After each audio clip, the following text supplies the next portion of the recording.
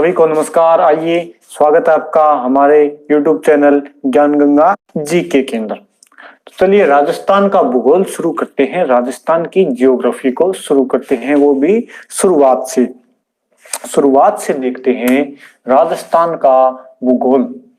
इसके अंदर पहले देखते हैं हमें कौन कौन से टॉपिक आते हैं। जैसे राजस्थान एक परिचय, इसके अंदर सबसे महत्वपूर्ण टॉपिक है राजस्थान एक परिचय, यानी राजस्थान का परिचय। सबसे पहले कोई भी चीज पढ़े उसका परिचय ही देखते हैं, तो सबसे पहले हम देखते हैं राजस्थान का परिचय। राजस्थान का परिचय, आवाज मेरा बिल्कुल सही आ रही होगी, कोई कमेंट कर देना बिल्कुल सही आ रही।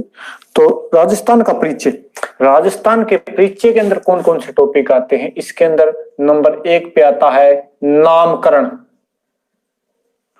नंबर 1 पे आ गया नामकरण, फिर स्थिति विस्तार। नंबर 2 पे आ गया आपका स्थिति, राजस्थान की स्थिति। इसके बाद में आ गया विस्तार। राजस्थान का नामकरण, स्थिति, विस्तार। इसके बाद में आ जाएगी राजस्थान की सीमा। सीधा सीमा लिख देता हूं, राजस्थान की सीमा। और अलग से टॉपिक लगते हैं अक्षांश व देशांतर।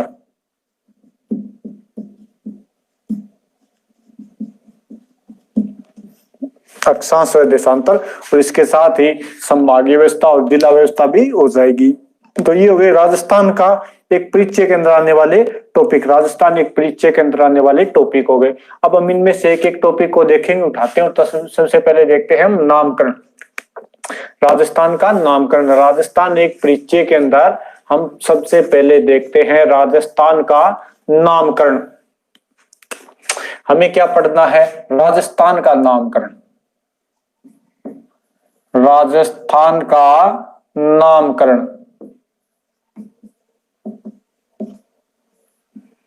यानी जो वर्तमान में राजस्थान नाम है, ये कैसे होते होते राजस्थान नाम पड़ा, ये देखते हैं। तो सबसे पहले देखते हैं राजस्थान का अर्थ क्या है।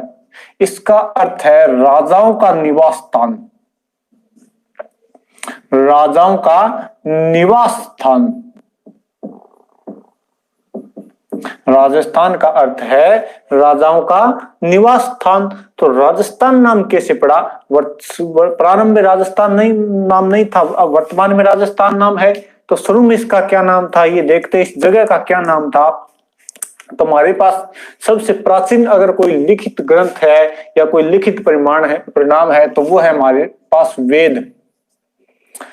कितने हैं? वेद 4 है। इसके अंदर सबसे बड़ा और श्रेष्ठ वेद माना गया है ऋग्वेद को। ऋग्वेद, वेद कितने हैं? 4 है। इसके अंदर सबसे बड़ा और श्रेष्ठ वेद माना गया है ऋग्वेद को। ऋग्वेद के अंदर राजस्थान का जिक्र मिलता है। ऋग्वेद के अंदर क्या मिलता है? राजस्थान का जिक्र मिलता है। ऋग्वेद की सबसे पवित्र नदी है, वो है सरस्वती। पवित्र नदी, ऋग्वेद की सबसे पवित्र नदी है सरस्वती। वर्तमान की क्या हो गई? घग्गर। वर्तमान की कौन सी नदी हो गई? घग्गर नदी हो गई। और इसमें कहा गया है कि सरस्वती के प्रवाह क्षेत्र, यानी जहां पर सरस्वती नदी बहती है उस स्थान को बोला गया है ब्रह्मवर्त। ब्रह्मवर्त, उस स्थान को क्या बोला गया है? ब्रह्मवर्त बोला गया है। यानी वर्तमान राजस्थान में घग्गर नदी कहां पर प्रवाहित होती है? लगभग राजस्थान के उत्तरी भाग में। लगभग राजस्थान के उत्तरी भाग में। तो उत्तरी भाग को, यानी राजस्थान का जिक्र आया है, वहां पर राजस्थान को क्या बोला गया है? ब्रह्मवर्त। यानी ऋग्वेद में राजस्थान को बोला गया है ब्रह्मवर्त। ऋग्वेद में राजस्थान को बोला गया है ब्रह्मवर्त। ऋग्वेद की सबसे पवित्र नदी सरस्वती नदी। वर्तमान में क्या है? घग्गर। वर्तमान में घग्गर पवित्र नदी सरस्वती नदी। इसके अंदर इसके प्रवाह क्षेत्र को क्या बोला गया है? ब्रह्मवर्त। जो राजस्थान का क्या था? उत्तरी भाग था। राजस्थान, वर्तमान राजस्थान का उत्तरी भाग, यानी ऋग्वेद में राजस्थान को बोला गया है ब्रह्मवर्त। इसके बाद में देखते हैं हमारे पास 2 महाकाव्य है। महाकाव्य, महाकाव्य जिन्हें गाया जा सकता है। कितने महाकाव्य हमारे पास? दो है, एक रामायण है, एक महाभारत है। एक रामायण है, एक महाभारत है। रामायण के अंदर देखते हैं, रामायण के अंदर हमें नाम मिलता है, रामायण किन्होंने लिखी थी? महर्षि वाल्मीकि, महर्षि वाल्मीकि, रामायण के रचयिता महर्षि वाल्मीकि। और इन्होंने राजस्थान के लिए यानी इस मरुभूमि के लिए जो शब्द प्रयोग किया था वो था मरुकांतार, मरुकांतार। राजस्थान के लिए रामायण में महर्षि वाल्मीकि ने किस शब्द का प्रयोग किया? वो था मरुकांतार। इसके लिए बहुत लंबी चौड़ी कहानी है कि कैसे तीर मारा, और पुष्कर के बारे में बहुत लंबी चौड़ी कहानी है यहाँ पर। तो राजस्थान की बहुत लंबी चौड़ी कहानी है, मरुकांतार इसका नाम दिया। राजस्थान का नाम रामायण में क्या मिलता है? मरुकांतार, ऋग्वेद में ब्रह्मवर्त। अब देखो मरुकांतार और ब्रह्मवर्त कहीं अगर गोल न हो जाए, मिल ना जाए, इसके लिए देखो यहाँ पे आ रहा है री और यहाँ पर भी आ रहा है री, यानी ऋग्वेद में नाम मिलता है ब्रह्मवर्त। ऋग्वेद में क्या नाम मिलता है? ब्रह्मवर्त। यहाँ पर भी री और यहाँ पर भी री, आपकी याद रखने के लिए सहायक होगा। यहाँ पर भी री और यहाँ पर भी री। ऋग्वेद में क्या नाम मिलता है? ब्रह्मवर्त। और रामायण काल में यहाँ पर आ रहा है देखो मैं, और यहाँ पर क्या आ रहा है? मैं, यानी रामायण काल में क्या नाम मिलता है? मरुकांतार। वाल्मीकि की रामायण काल में नाम मिलता है मरुकांतार। तो ये हो गए अपने, सबसे पहले पुराने वेदों में देख लिया, इसके बाद में कहां देख लिया? महाकाव्यों में भी देख लिया। राजस्थान का नाम महाकाव्यों में देख लिया और पुराने वेदों में भी देख लिया। अब देखते हैं कुछ साहित्यिक स्रोतों के अंदर। साहित्यिक स्रोतों के अंदर अगर देखें तो हमारे पास एक साहित्यिक स्रोत है मुहुणोत निर्णशीरी ख्यात। साहित्यिक स्रोत,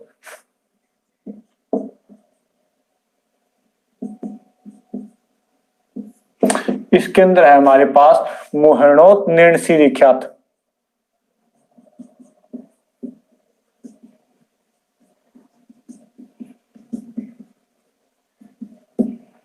मुहुणोत निर्णशीरी ख्यात, इसके रचयिता मुहुणोत निर्णशी, मुहुणोत निर्णशीरी ख्यात के रचयिता मुहुणोत निर्णशी हो गए। मुहुणोत निर्णशी मारवाड़ के शासक जसवंत सिंह सेकंड,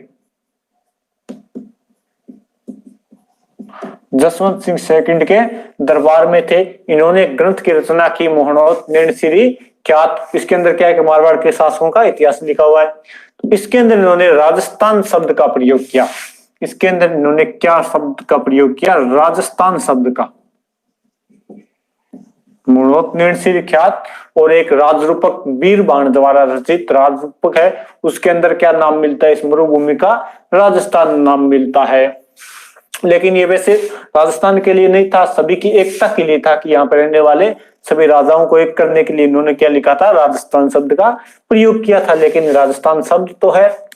अब एक देखो मुगल काल के अंदर में एक कवि हुए थे, मुगल दरबार के अंदर नवरत्न थे अबुल फजल। अबुल फजल, और अबुल फजल ने एक ग्रंथ लिखा था आईने अकबरी, आईन ए अकबरी। निर्णशी को राजस्थान का अबुल फजल भी कहा जाता है। मुहुणोत निर्णशी को राजस्थान का फजल भी कहा जाता है। किन्होंने कहा था? मुंशी देवी प्रसाद ने कहा था राजस्थान का अबुल फजल। मुंशी देवी प्रसाद ने राजस्थान का अबुल फजल किन्हें कहा था? मुहुणोत निर्णशी को।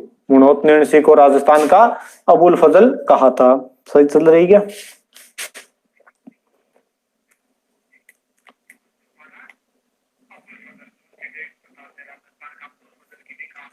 ठीक है, बात वगैरह बिल्कुल सही आ रही है।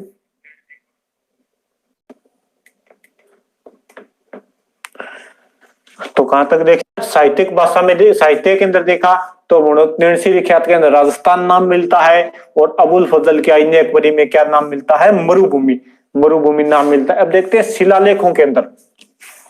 शिलालेख में अगर देखें तो हमारे पास दो शिलालेख हैं।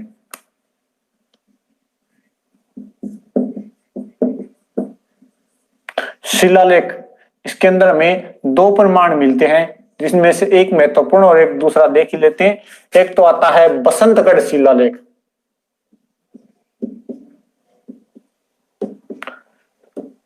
बसंतगढ़ शिलालेख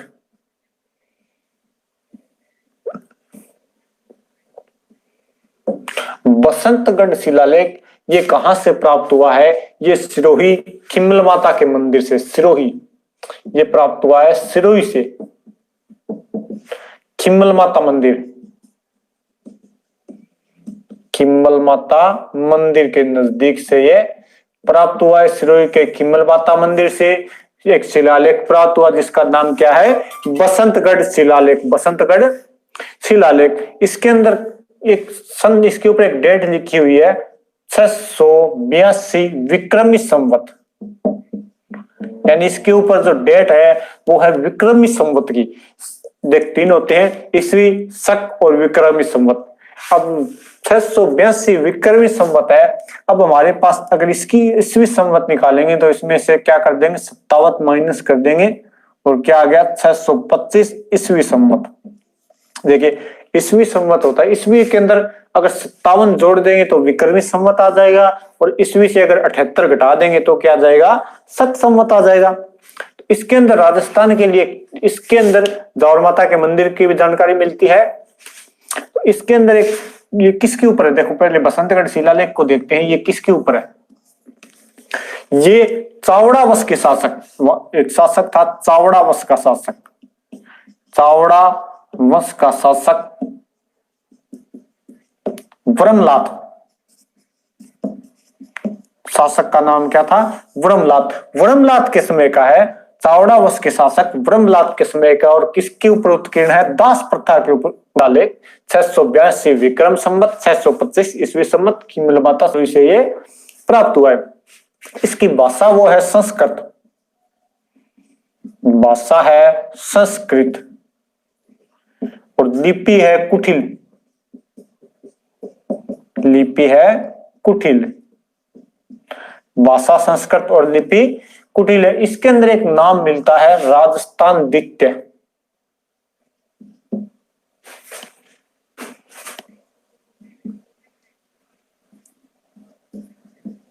राजस्थानी द्वितीय। अब कुछ विद्वान तो हैं कि राजस्थान द्वितीय, कोई राजस्थानी द्वितीय नाम का क्या हुआ है? शासक हुआ है। कुछ विद्वान कहते हैं कि राजस्थान का नाम है, तो हम क्या मानेंगे? इसको राजस्थान का नाम मानेंगे। यानी कि लिखित रूप में सर्वप्रथम राजस्थान नाम कहां से मिलता है? बसंतगढ़ शिलालेख के अंदर लिखित रूप में सर्वप्रथम राजस्थान नाम कहां से मिलता है? बसंतगढ़ शिलालेख, सिरोही से खिमल माता मंदिर, 682 विक्रम संवत, 625 ईस्वी संवत, चावड़ा वंश के शासक ब्रह्मलात के समय का है, दास प्रथा पर उत्कीर्ण है, भाषा है इसकी संस्कृत, और लिपि है कुटिल। लिपि है कुटिल। क्या नाम मिलता है? राजस्थानी द्वितीय। और एक दूसरा है, दूसरा शिलालेख है चित्तौड़, मानमोरी का चित्तौड़ अभिलेख। इसके अंदर भी क्या मिलता है? राजस्थानी द्वितीय मिलता है, चित्तौड़ अभिलेख, मानमोरी का। इसके अंदर भी क्या मिलता है? राजस्थानी द्वितीय। लेकिन जितनी परीक्षा में पूछने वाला क्वेश्चन है वो यही है, यहां से नहीं पूछा जाता। तो ये था शिलालेख। शिलालेख को सबसे पहले क्या देखा? वेदों के अंदर देखा, राजस्थान का नाम क्या मिला? ऋग्वेद के अंदर ब्रह्मवत। फिर महाकाव्य रामायण काल में देखा तो मरुकांतार। साहित्यिक भाषा में देखा तो साहित्य के अंदर मुणोत नैणसी ख्यात के अंदर क्या नाम मिला? मुणोत नैणसी ख्यात में राजस्थान नाम मिला। और अबुल फजल ने आइन एक बरी में किस नाम का प्रयोग किया? मरुभूमि का प्रयोग किया। इसके बाद में हमने क्या देखा? बसंतगढ़ शिलालेख, यानी शिलालेख के अंदर देखा। बसंतगढ़ शिलालेख प्राप्त कहां से हुआ? सिरोही से। इसके अंदर राजस्थान के लिए क्या नाम मिलता है? राजस्थान द्वितीय, राजस्थान द्वितीय नाम मिलता है। अब देखते हैं एकीकरण के अंदर संवैधानिक नाम कहां पर पड़ा, वो देखें। चलो, इससे पहले विदेशी, जो विदेशी आए हैं उन्होंने राजस्थान के लिए किस शब्द का प्रयोग किया वो भी देख लेते हैं। तो यहां पर मैं नाम लिखता हूं विदेशियों के। George Thomas, William Franklin,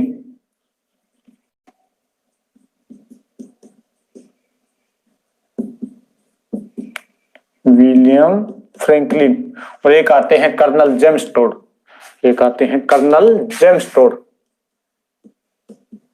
colonel Tod. सबसे पहले देखते हैं कहां कहां से थे। तो जॉर्ज थॉमस थे आयरलैंड के निवासी, ये थे आयरलैंड के निवासी। विलियम फ्रैंकलिन भी कहां के थे, आयरलैंड के। और कर्नल टोड थे इंग्लैंड के।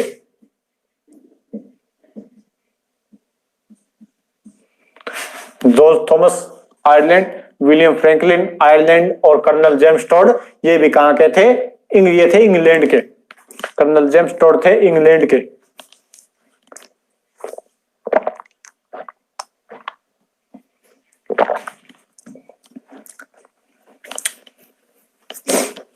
अब देखिए जॉर्ज थॉमस इन्होंने कब क्या किया, ये सन भी लिख लेते हैं इसकी, इसकी सन याद रखनी है 1800 ईस्वी, इसकी याद रखनी है 1805 ईस्वी, और इसकी याद रखनी है 1829 ईस्वी। तीनों 1800 के अंदर है, 1800, 1805, 1829। जॉर्ज थॉमस राजस्थान के अंदर इन्होंने क्या किया, भ्रमण किया, यहां पर खूब रहे, घूमे, यहाँ का इतिहास वगैरह जाना। और ये कहां गए, अपने देश आयरलैंड के अंदर गए, अपने देश आयरलैंड के अंदर गए। तो इन्होंने इस मरुभूमि को क्या नाम दिया, राजपुताना नाम दिया, राजपुताना। क्या नाम दिया, राजपुताना नाम दिया। अब राजपुताना नाम इन्होंने इस मरुभूमि को क्या कहा, राजपुताना, यानी मौखिक रूप में जॉर्ज थॉमस ने सर्वप्रथम राजस्थान के लिए राजपुताना नाम का प्रयोग 1800 ईस्वी के अंदर किया।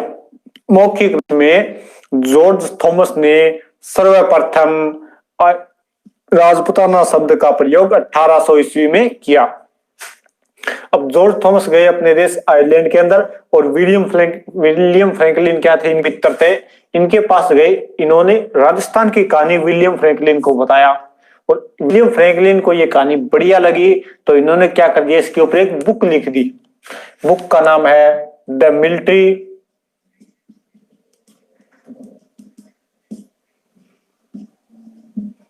Memoirs of mister George Thomas.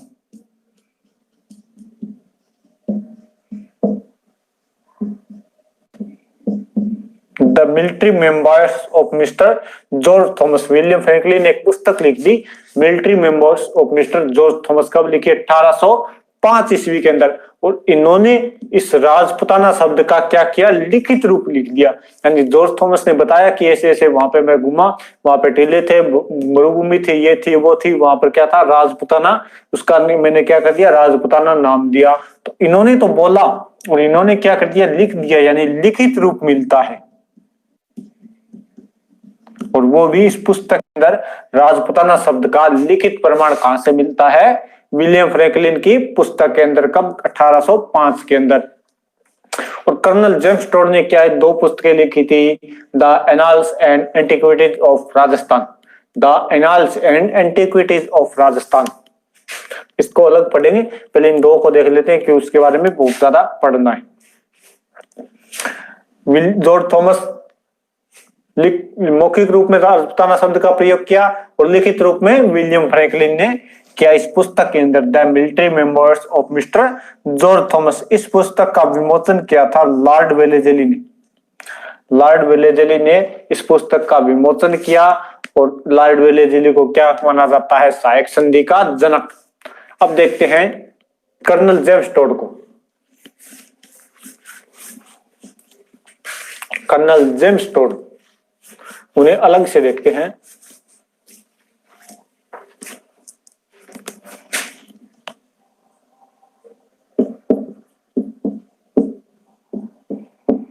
Colonel James Tod, colonel James Tod को राजस्थान के इतिहास का जनक कहा जाता है। राजस्थान के इतिहास का जनक, या इन्हें घोड़े वाले बाबा भी कहा जाता है। घोड़े वाले बाबा। ये राजस्थान में पॉलिटिकल एजेंट के रूप में भी रहते उदयपुर के अंदर, और एक टोटगढ़ नाम का इन्होंने दुर्ग भी बनवाया था। इन्होंने एक पुस्तक लिखी, the annals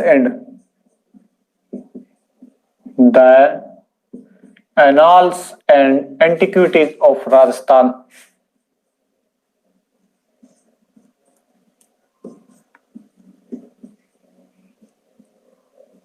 the annals and antiquities of Rajasthan.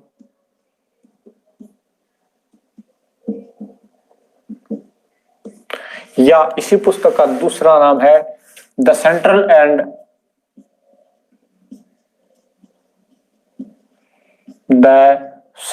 And western Rajput state of India.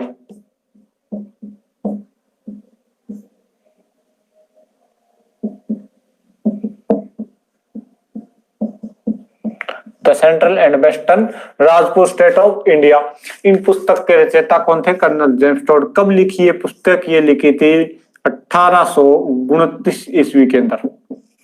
1829 ईस्वी के अंदर कर्नल जेम्स टोड ने पुस्तक लिखी। इसके अंदर इन्होंने राजस्थान के लिए किन किन नामों का प्रयोग किया? 3 नामों का प्रयोग किया था। राजस्थान के लिए 3 नामों का प्रयोग किया। कहीं तो कर दिया राजस्थान, कहीं पर कर दिया रजवाड़ा, और कहीं पर नाम प्रयोग किया राजस्थान। तो कर्नल जेम्स टोड ने अपनी पुस्तक the annals and antiquities of Rajasthan, the central and western Rajput state of India के अंदर राजस्थान के लिए कितने नामों का प्रयोग किया? 3 नामों का, राजस्थान, रजवाड़ा या राजस्थान। राजस्थान, रजवाड़ा या राजस्थान 1829 के अंदर। यह पुस्तक किसके ऊपर थी? इन पुस्तकों के अंदर सर्वप्रथम जागीरदारी और जमींदारी व्यवस्था लिखा गया था। इस पुस्तकों का हिंदी में अनुवाद डॉक्टर गौरीशंकर हीराचंद ओझा ने किया, और इन पुस्तकों को कर्नल जेम्स टोड ने क्या कर दिया था? अपने गुरु जयंती ज्ञानचंद को समर्पित कर दिया था। तो ये था कर्नल जेम्स टोड ने किन किन नामों का प्रयोग किया? राजस्थान, रजवाड़ा, राजस्थान, राजस्थान, रजवाड़ा और राजस्थान। जॉर्ज थॉमस ने राजपुताना शब्द का प्रयोग किया।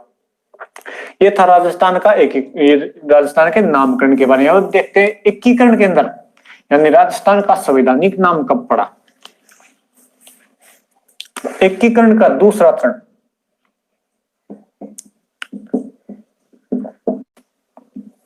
एकीकरण का दूसरा चरण कब था? 25 मार्च 1948 को। 25 मार्च 1948 को एकीकरण का दूसरा चरण था, और इस दूसरे चरण के अंदर राजस्थान नाम मिलता है, जिसका नाम है पूर्व राजस्थान। जिसका नाम क्या है? पूर्व राजस्थान। या एकीकरण के दूसरे चरण में राजस्थान नाम मिलता है 25 मार्च 1948 को, और संवैधानिक नाम कब पड़ा था? 26 जनवरी